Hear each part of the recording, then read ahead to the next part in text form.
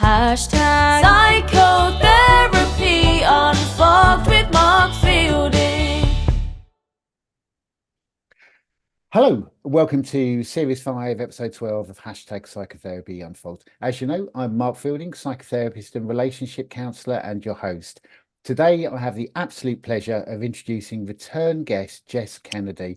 Now, regular listeners will remember that Jess came on and was interviewed by Joe, I think in Series 3 around addiction. So thank you so much for coming back on, Jess. Excuse me, going to cough. I'm just reading from Jesse's website. Jesse's website says around, her work, mental health, addiction and recovery, motivational speaker, ADHD advocate, stigma breaker, comedian, and serial dog adopter. That we are definitely going to cover. I love dogs. I have a dog myself. Jess, using her lived experience with mental health, addiction, and ADHD, amplifies the words she wishes she heard during her darkest moments. Jess uniquely changes perspectives around stigmatized conversations, educating organizations through creating psychologically safe, trauma-informed environments and a good dose of dark humor throughout. In 2023, Jess worked with over 50 organizations, ranging from small business startups to encouraging the toughest construction workers to learn how to look after those around them while listening to others around them, and we're listening to their own feelings first. Jess aspires to be the voice she wishes she had during the darkest moments to inspire change. Yeah, I mean, that's so inspirational, Jess. Thank you so much for coming on the show again. It's lovely to meet you. I always Thank you, kick off. Mark. I always kick off the show by asking our guests what personal experiences led them into the field in which they're working. I know we could talk for a long time about that, but can I just start there, Jess? I mean, what led you here? It's ironic because like you are in England, I'm in Australia. Actually, my first interaction with a lived experience person was in England. And so during my past with addiction, I at one yeah, eventually at one point I went into a drug and alcohol service in Sheffield in the UK where I was living at the time. Yeah, And I was greeted by a peer worker who had lived experience of addiction. And that particular worker, he made such an impact on my life that he made me want to tell my story because he yeah, told me his story. And in that moment, I realized I wasn't the only one going through what I was going through. yeah. And so that was a pivotal moment for me to lead me into the work that I do today. Yeah. Yeah. So feeling, I guess, during everything you went through, that maybe you were suffering alone, that other people maybe were not having the same difficult experiences. And I guess hearing that kind of normalized it in a way for you. Oh, a Yeah. 100%. I think when you spend so many years of your life, I know we're here to specifically to speak about things like relationships and things like that, but like everybody has a story, right? And Yeah. everybody has a journey, and everybody goes through mental health. It doesn't matter if Definitely. you say it or you don't say it. Everybody has some form of a mental health journey, and so many people spend so many years of their lives alone thinking that they're the only ones who go through it. Yeah. And it's not really until you hear a voice say to you, I'm going through that, I've been through that, Yeah. I'm through the other side of that, that all of a sudden you can click and go, wow, I can do that. I could get better. I Yeah. like, okay, it is possible. And that to me, it was such a pivotal moment. And it's just been, yeah, it's been a whirlwind journey. And, and that was, I mean, I'm talking, that was 7 years ago. It took me another 3 years after that before I actually got better and so Yeah. on and so on to get to the point where I am today. But that was certainly a pivotal moment for me was, yeah, a peer worker in a drug and alcohol service run by the NHS in Sheffield. Yeah. He made, and me and him, we're still in touch. We still Oh, email every now and that's then and catch fabulous. up. Yeah. Yeah, and he made a huge impact on my life. So Yeah, and these are real, I mean, looking back, Jess, I mean, these are real sliding door moments, aren't they? I mean, I guess at the time, you noticed it mattered, but I guess when you reflect back on your journey, this was a massive, massive transformative moment. really, for you. Mm, Yeah. I mean, I wanted to, 100%, yeah. I wanted to bring in, if it's okay, a little bit around the ADHD and when were you Mm. diagnosed? I mean, what was your journey with ADHD? Were you diagnosed early, late? What was, It's an interesting journey actually. yeah, I was diagnosed as a child, ironically, yeah, in the 90s. okay, And it was very rare in Australia where I grew up to be diagnosed with ADHD as a kid. So I was diagnosed when I was 14 years old. It was myself, one other girl, and yeah, one other guy in my entire high school who were diagnosed. And when I turned about 17 and a half, my pediatrician or psychologist at the time told me that I grew out of it. And so all the medication stopped, wow, all the psychotherapy stopped, everything just stopped. And then the minute that stopped, I now recognize as a catalyst moment in my journey that then led into a life of absolute chaos that was yeah, very high functioning for a very long time. But that was very much a pivotal moment. You know, you're like 17 and a half years old. I've just finished my, what your equivalent of A levels are in the UK. So our VCE, our ATARs. yeah, And so all my medication was taken away from me. All my psychological therapy was taken. Everything was taken away. It was just like you've grown out of it because wow, that's what happened in the 90s. Apparently, you grew out of ADHD. So then it took me until I was 34 years old, after multiple near losses of life due to overdose, yeah, due to trying to take my own life, a yeah, number of different things that had happened to me, to eventually see what was psychiatrist, I think, number 5 that I went to see when I came back to Australia. And it was my last, to me, it was my last chance. I was like, it's the last psychiatrist I'm going to go and see. And if he doesn't agree with me, then I'm done. Like, I'm not doing it again. And I said, this is psychiatrist. I said, this is what's been happening. I've been using cocaine, methamphetamine, stimulant medication. I had a high corporate progressive career for a very, very long time. Using these medications assisted me until they didn't, obviously. mm, And I'm telling you, I still have ADHD. And he turned around to me and he went, yes, you do. He went, you do have ADHD. And the reason you're using stimulants, the reason you're able to function is because you are yeah, using these substances. yeah, He said that's a no-brainer for me. And that, I was diagnosed with that, and amongst other things, such as bipolar 1, yeah, complex post-traumatic stress, panic disorders, anxiety disorders, a number of different things. But yeah, the neurodiversity aspect of it mm, linked in with addiction was staggering. yes, yeah, And it's become a very big advocacy point for me here in Australia, because it is something that some of our biggest researchers and our biggest scientists in Australia don't want to hear. They don't want to hear this link between addiction and ADHD. Because I don't know if it's out of fear. I don't know if it's out of lack of funding. I don't know if it's just because they don't want to listen to another problem that is potentially affecting a large portion of their yeah, population. But I stood in a conference 2 years ago for something called Rethink Addiction, which is why I was originally on the show a year yeah, and a half ago. And I stood in this conference, and because I've always been very loud about it, I'm just like ADHD and addiction, ADHD and addiction. I'm yeah, just like, yeah, and I am that very combined type of very like in your face, very hyperactive, very yeah, inattentive. I'm like the fun type of ADHD, so I will talk about yeah, it. yeah, And all of a sudden, I found myself surrounded by 300 delegates at this conference, where one after another were coming up to me and saying to me, "Me too." Me too. yeah, I went into recovery.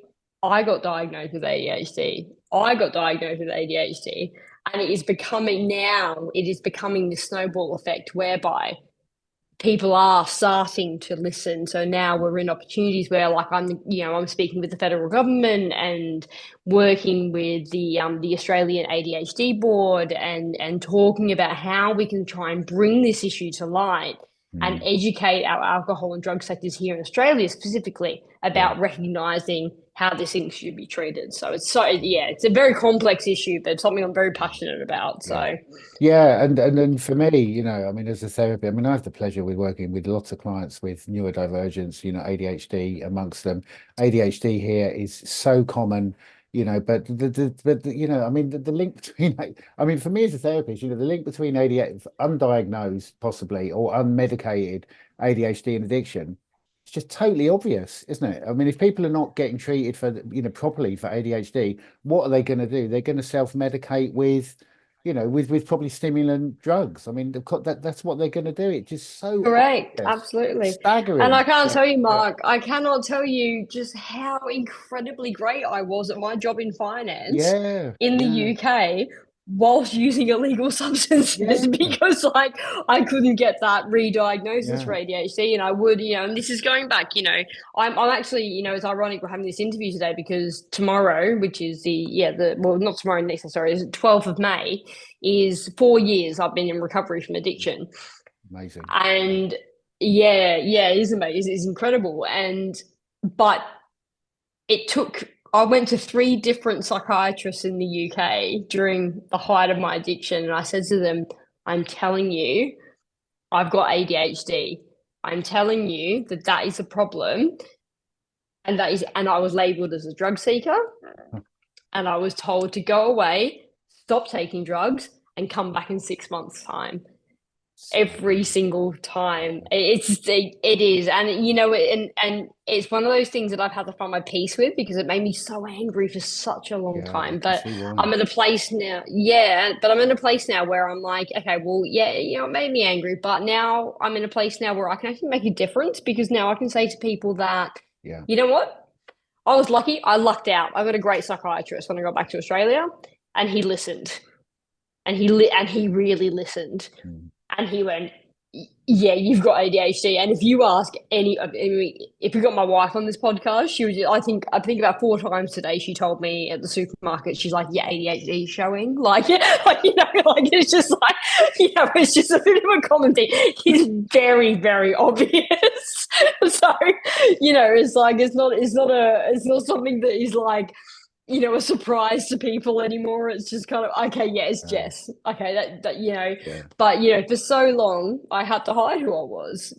And I yeah, had to hide it behind this very dark and awful addiction to drugs and to yeah, alcohol and to anything I could get my hands on to not feel the shame and stigma around it. It was yeah. awful.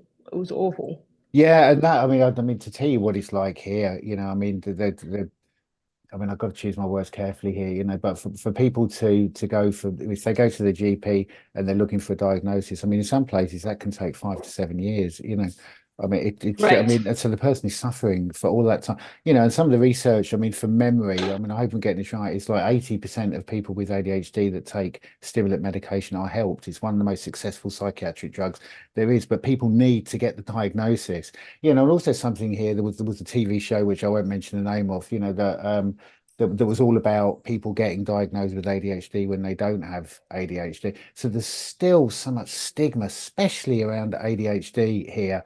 I mean, things are Yeah. changing, Jess, but goodness me, there is a long way to go, I have to say. Oh, such a long way. Yeah, Such a long way. And I feel like you and me could probably speak about this for hours and hours at yeah, end and try and put the worlds to rights. But yeah, like it is something that like is so stigmatized and is getting better, and that is mm, so positive. People are speaking about it, kids are getting diagnosed earlier, and that's yeah, so positive. it's good. People are recognizing now that it carries on into adulthood, and that is so Yeah, positive because course. those are the things that weren't Yeah, recognized, you yeah, know.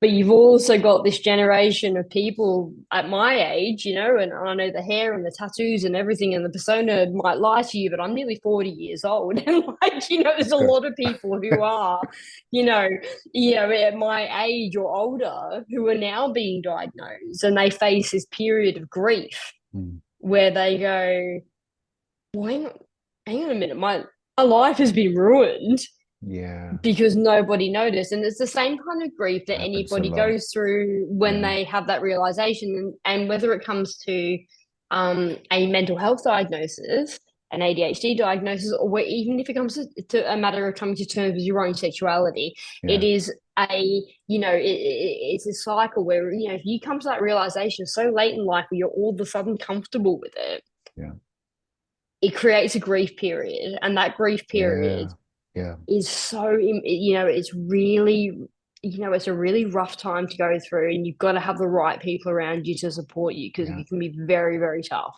Yeah, and I really agree with that. People looking back and looking at how their life could have been different, perhaps if things had been different, in terms of diagnosis, in terms of, I don't know, all sorts of different ways. I mean, that I think is very, very common, and there's a feeling of bereavement and loss around that. And then I guess once that has worked through, 100%. I mean, it's leading me into kind of a question about intersectionality.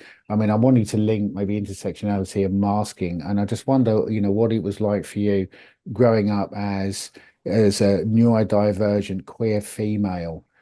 I mean, again, we could have a whole podcast on this subject, but I just wonder.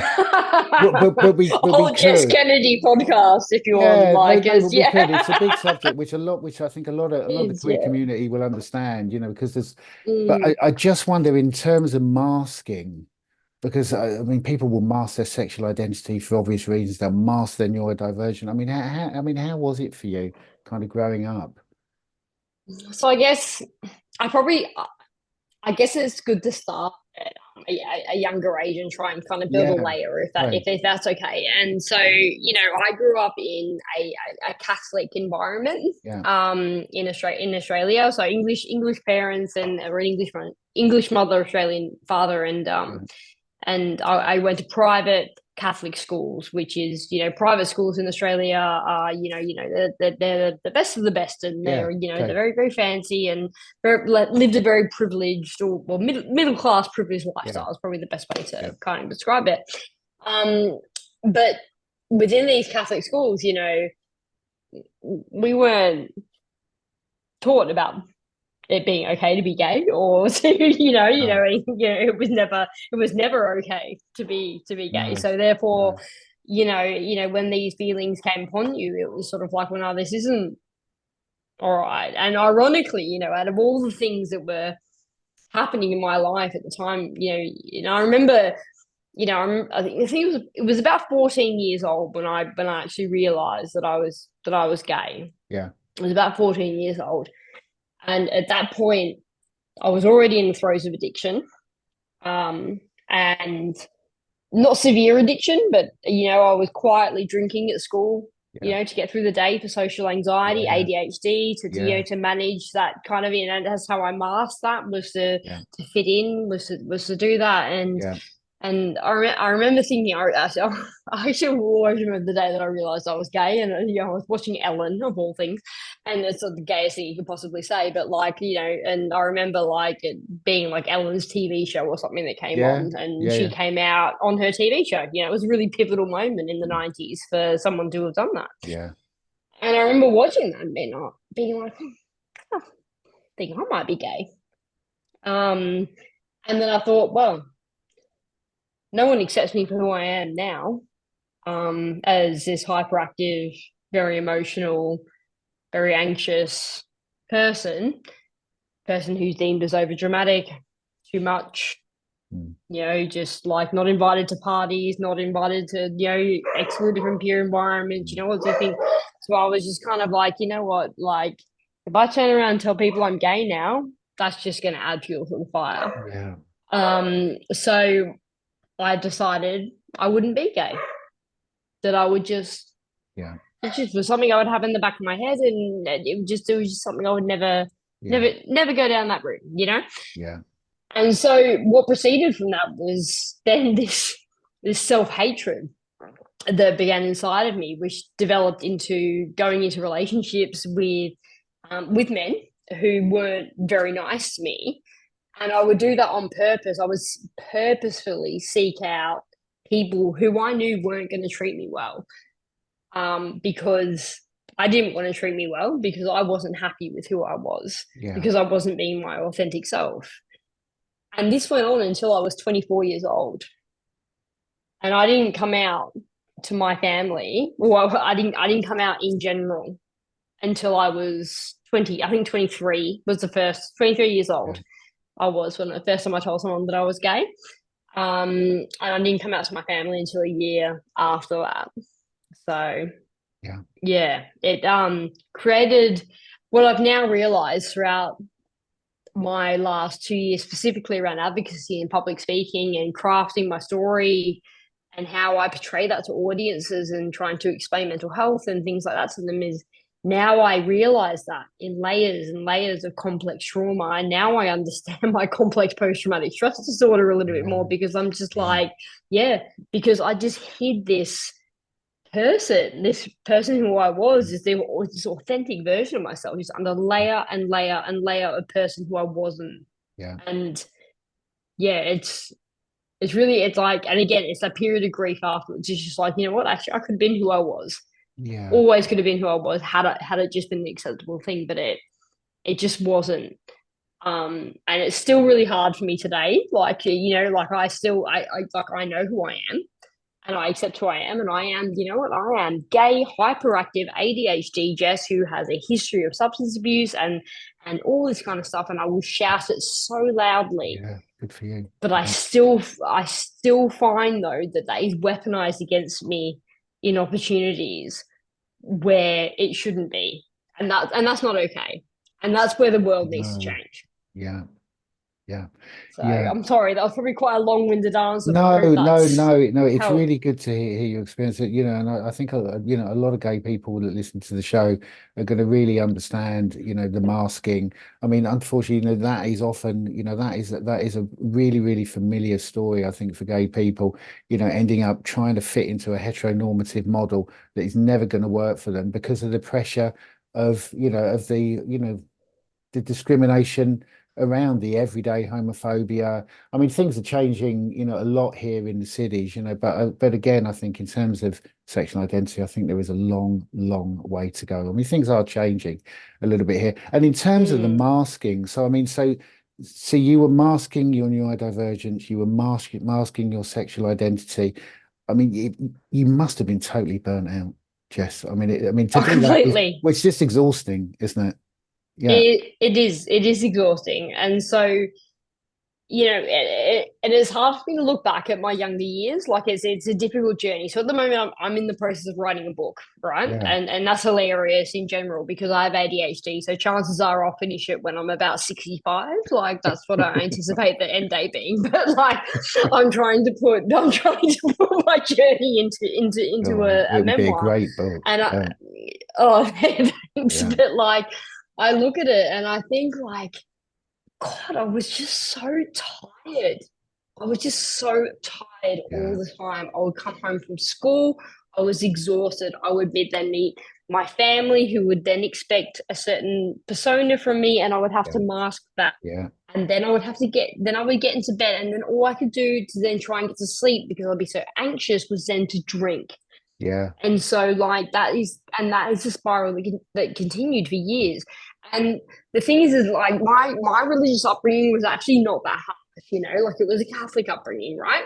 But it wasn't like severely Catholic. And I had friends who were evangelical Christians and who were gay and who would see their homosexuality as a test from God.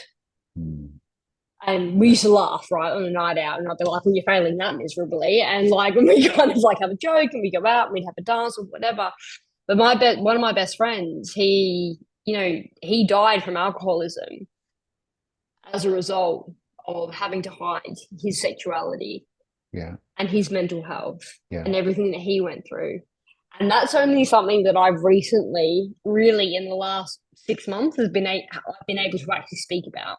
Because it's actually something that's really haunted me because I'm just like, why did I survive and why didn't he? Because he was such a good guy and he was such a lovely guy. And, you know, and he had to hide who he was. And I just look at the world today sometimes and I think, why can't you just accept us for who we are? And you know, and it's not okay to judge someone by a book, by a book by its cover or whatever kind of like analogy you want to use. Like, everyone is their own person, and there's no reason to judge them or to hate them or to, throw some kind of like shout them out on social media or shout them out in your church or shout them Yeah. out in wherever you want to shout them out to, because it's just not right, because the No. damage that can do to your mental health is Totally. staggering. Yeah. Yeah. And has, very, very dire consequences. And I class myself as a very lucky person, because I look at what's happened to a lot of people around me, and again, like, and this is a grief thing too, like I look at myself and I'm like, okay, cool. Well, I'm still here, and I'm here for a reason, and so therefore I will share the stories of those around me, who haven't been able to have a chance to share theirs. Yeah. And that's what I want to do. Yeah, and so I mean, it's so important, it's so important, I think, for others to kind of hear your story and stories like it. I mean, I just wanted to touch, if it's okay, on kind of, something I see a lot in working with the LGBT community, internalized homophobia. Just because, that, again, it's a big subject, but in terms of kind of your life and, growing up in, society where there is, everyday homophobia, there is, worse than that, also maybe pulling in the religious aspect as well and some of the messaging from there. I just wonder if it's okay to ask, could you say a little bit about internalized homophobia? Yeah, absolutely. Yeah. I think I like I often refer to myself, and I said this to my wife, and my wife's right. And my wife is younger than me, so you can class me as a cougar if you want. Like, I'm okay with that. Like, I'm all right with that as a thing. But my wife is younger than me. She grew up in a different generation. She's 7 years younger than me, and she grew up in a generation where sexuality was so accepted, and it was, she came out to her parents, and it was just like, okay, like, great, awesome. I didn't have that experience. No. And so,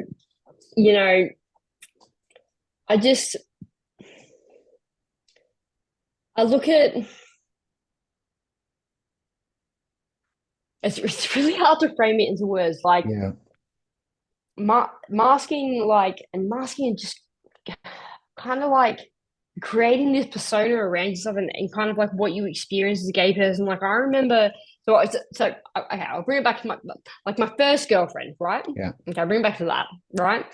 So I came out when I was in my early 20s, and I had my first girlfriend, and she was not a nice person, and I'll be honest with that. Like, there was a lot of like domestic violence, and there were things like that, and that's a huge problem in our community.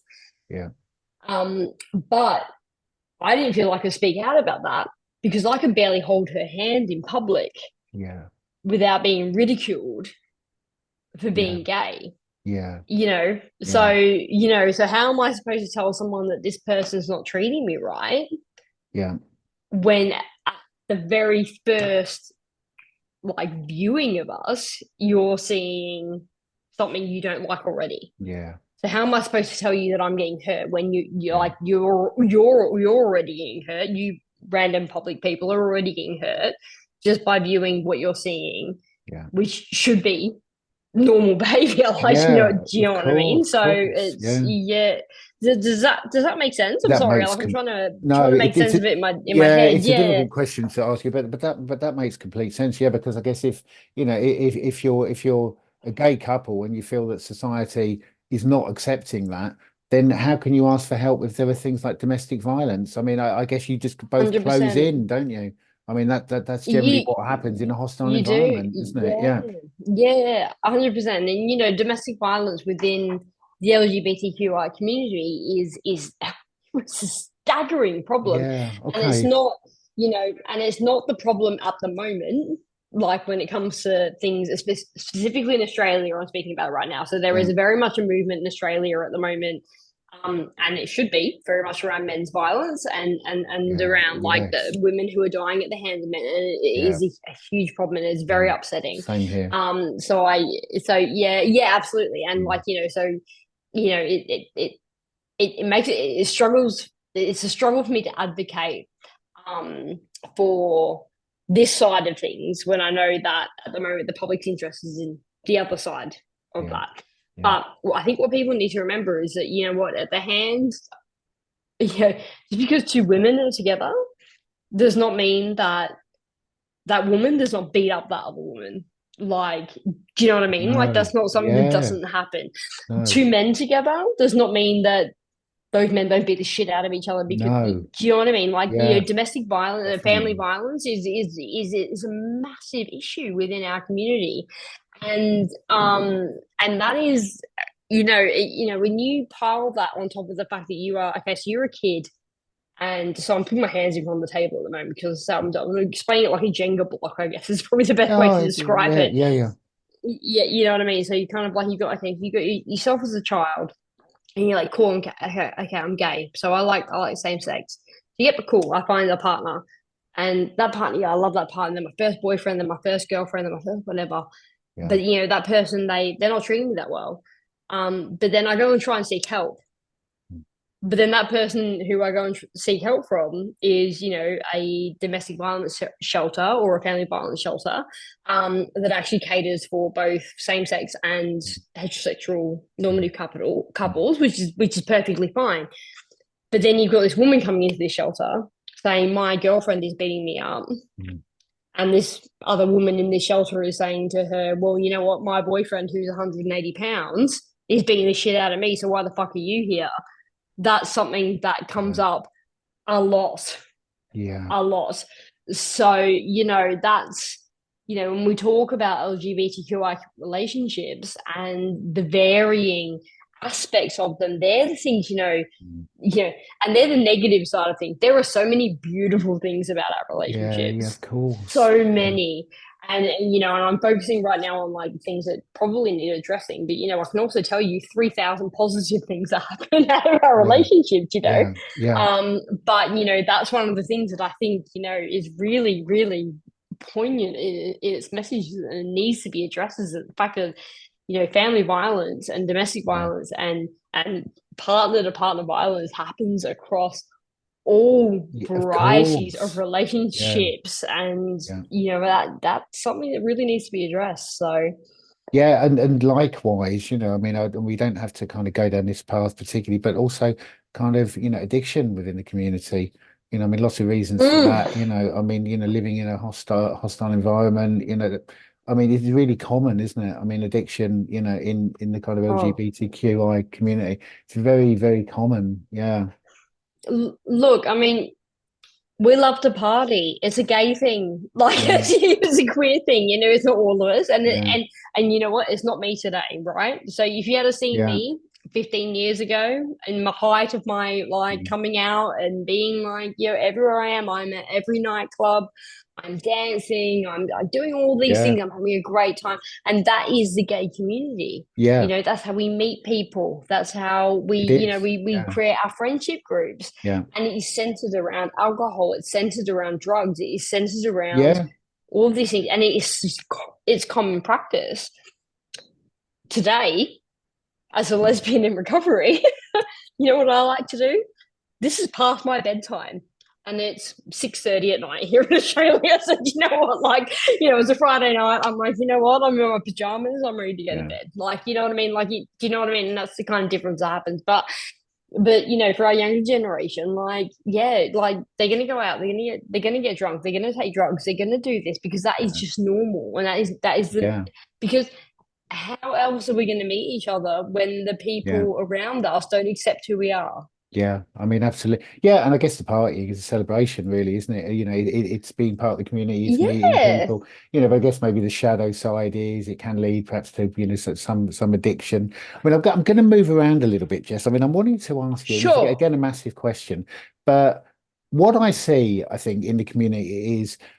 And I think this is a really good thing. For me, I think the queer community lead the way in opening up the possibility of different relationship models, and that is kind of starting to seep in now into the heterosexual community, which I think is a good thing. I'm thinking of polyamory. I'm thinking of open relationships, very common with gay men, that particularly. Can I ask you about that? What you see in the community in terms of different relationship models? Absolutely. Yeah. And look, when I see how you know, our community does play out. Like, you know, it's very different to the, you know, how I am personally myself. So I Yeah. am a very like monogamous person, you Yeah. know, like Yeah. I am But that's just, you know, also that true that of the is who I am. community. Yeah. Yeah, absolutely. But you know, there is this element of polyamory, and Yeah. there is this element of bisexuality, which is Yes. just so common, you know, and I Yeah. don't know why people don't think it is. Like, you know, it is, you know, it is a spectrum, much like neurodiversity. It is no Yeah. different. Like, you know, Definitely. sexuality is, you know, it forms on a spectrum, and I think that, you know, in a way, we kind of lead the charge in you know, and I don't want to speak. I don't want to feel. I think I just want to make this very clear. I don't want to feel like I'm speaking for gay people here or for queer people No, here, because I don't want to you make sure only, I'm doing that, and yeah, just be I to be very hear that. clear, okay, Yeah. like in that, like I just to make that Yeah. very very Because we're very generalizing clear. here, But aren't we? Yeah. yeah, absolutely, 100%, Yeah. 100%. But you know what? Yeah, you know what? My community, we do show that there is a way to live a life that is different to what other people think is the norm. Definitely. Yeah. And you know, there's nothing more heartbreaking to me than when I meet an older person, you know, and I'm talking like older, like someone in their 60s, 70s, who comes out then Yeah. and comes out of the closet then, and they say, "For my whole life I've been gay, Yeah. but I've been married to someone else," and they've lived their Yeah. life, and they've honored their wife, and they've had their children, and they've had this beautiful Yeah. life, and they've had all this stuff, but they were just like, "I was never myself," Yeah. and that is devastating. So You know, that's sad. devastating for Yeah. me. It is, Yeah. it is. And in the same sentence though as well, you see people who are like, well, yeah, I'm in a relationship, but I also like being with other people too. And if my Yeah. partner is okay with that, then that's a conversation that we mutually have, and that's Yeah. what we do, and we Yeah. consent together towards that. What's important, I think, again, and it comes to that word consent, is that, you know, and again, I'm not an expert on the subject, and it's not something that I do personally, but like, if you personally have a conversation with your partner or your wife or your husband or your boyfriend or your girlfriend, or you know, who you're with, and your agreement is that your relationship is open and that you want to have other partners involved, or whatever, then Yeah. okay, who cares? As long as Yeah. people are happy, I don't understand what the issue is. As long No. as everybody's on the same page and the Yeah. communication is open and it's not Yeah. taboo and it's not stigmatized. Yeah. And I guess stigma is always something you'll see this in a lot of stuff on my Yeah. website, and everything I speak Yeah. about, it all It's comes back true. to stigma. And Yeah. what we're talking about right now is a very stigmatized Yeah. It's conversation. Like, true. Yeah. you know what I mean? Like, Yeah. you know, it's so stigmatized. But like, you know, like I would look like I've had friends and who have been in those situations who have polyamorous relationships, Yeah. and for me, you know, it's not something that I would get into. Absolutely, it's not something for me. If it's for them and they're honest and they're with their partner, and it's an open communication, then it's not anybody else's business. No. It's who No. they I are. agree. Yeah, and I think Yeah. there's something about, I mean, for me, I mean, this is my personal opinion really, but things like breaking down some of these rigid systems, I mean, that some of these, I mean, I guess with the relationship model, there is a rigid heteronormative system, is now, I always think of like the kind of classic picture, a kiddie would draw at school, with the house, with the smoke coming out, male, female, two children, nuclear family. I mean, goodness me. I mean, that does not fit a large portion of the population. So for me, I think it's good that's breaking No. down. And I think with polyamorous, ethical non-monogamy, there are challenges with that. I mean, the communication has to be really good. There can be issues with jealousy. But for me, and also in terms of gender, I mean, in terms of breaking down some of these rigid gender kind of, Oh yeah, ideas. I absolutely. think the LGBTQI community, is pushing through and breaking some of these rigid systems. And for me, I think that it's about time some of these rigid systems break down. I mean, that's my personal opinion. A You know, yeah, 100%. Yeah, a yeah, 100%. And like, you know, it's, you know, And I get that it's new. It's new for people, Yeah, it's you new. know, like and that's, so Well, it's new and I it's look at not. yeah, it's new and it's not, But right? it's Yeah, yeah, out now exactly, rather right. It's been than out for underground. ages, but now, yeah, exactly, yeah. Yeah, It's not back in that closet anymore. It's right out in the open, and yeah, like we are who we are. But like, you know, it is new, and so for me, I'm like, so it's the same way. I look at the way people approach LGBTQI communities and trans communities and things like that, yeah, the same way in which I think people approach mental health and yeah, addiction, right? So I draw a parallel between the two. So I say that, like, okay, so 10 years ago, you didn't understand bipolar, you didn't understand anxiety properly, you didn't understand panic no, disorders. Okay, it's no different to understanding how someone might misinterpret their own gender. And I can't even begin to imagine, like, when I think about the trauma that I went through hiding who I was as someone who was a gay woman, yeah, right?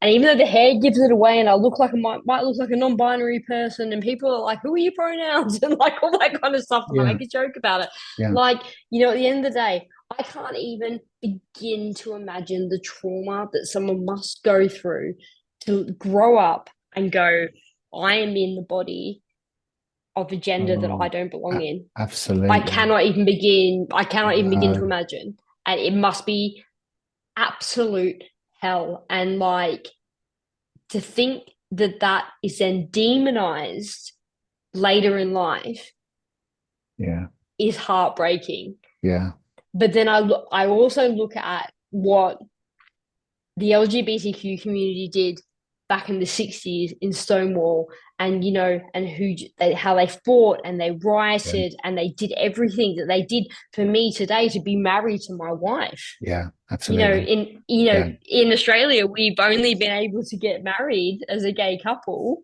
for since 2014, 16. Might be yeah, completely wrong. I forget now because I'm actually married. So it's not been very long. no, And no, people look at Australia as a really progressive country, and it's no, not, because for me and my wife Bree, who is incredible, for us to get married, it was for it's still classed as like this new wave thing, and people are still like, "Oh, I know some gay people," and it's like, good for you, like, it's like, we're not any different to anyone else, like, no, you know, no.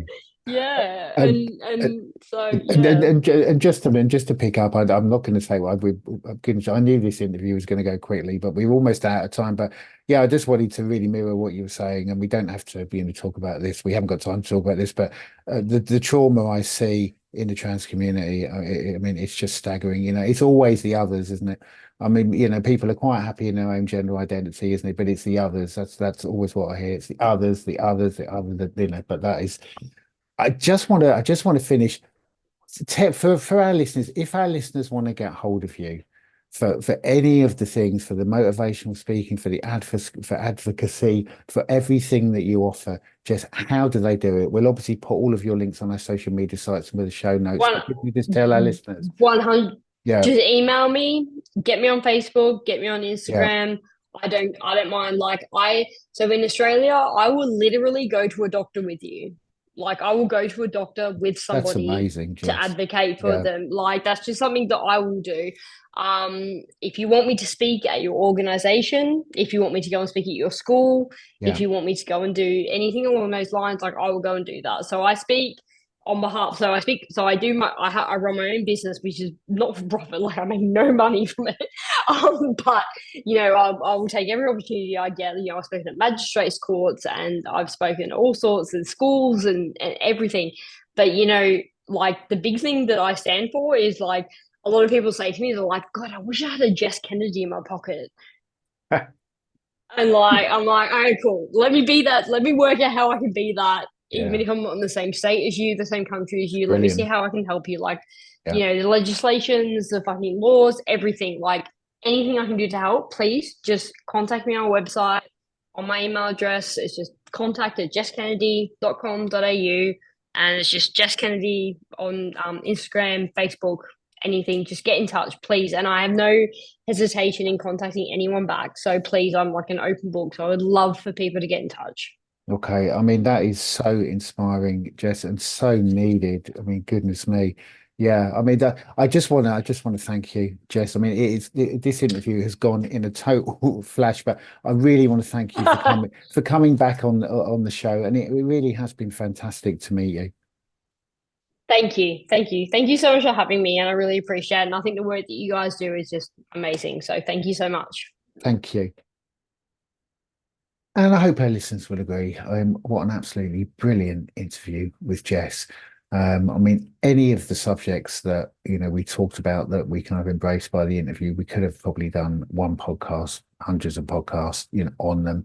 So we did dot around a little bit, because Jess brings so much in terms of her, lived experience, and also her work. I mean, the advocacy work she does for people with neurodivergence, ADHD, I just thought was fantastic. Sitting with them and really supporting people with ADHD, with GPs, with magistrates, with whatever they need, access to services probably.